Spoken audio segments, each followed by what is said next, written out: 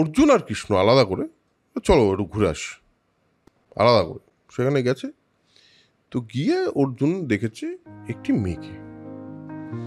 মেয়েকে দেখে অর্জুন বলেছে, মানে ওই লাল্লাল্লা লাল্লা এরকম একটা হয়েছে, এবং অর্জুন বলেছে এটা কে, এত সুন্দর, হ্যাঁ এত তেজ, পাগল হয়ে গেছে অর্জুন। যথারীতি এখানে মহাভারতে সবাই কামাহত হয়, এখানেও মদন বানে জর্জরিত হয়েছে। কৃষ্ণ অর্জুনকে দেখে বলছে এইটা কি হচ্ছে, ভালো লেগেছে?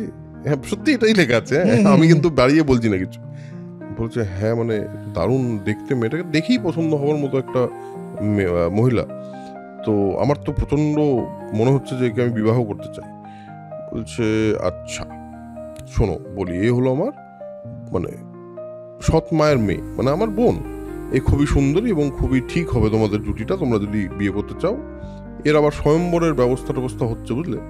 স্বয়ম্বর আবার কি বলতো, মেয়েদের না ও ঠিক ঠিকানা নেই, কাকে না কাকে চুজ করে নেবে।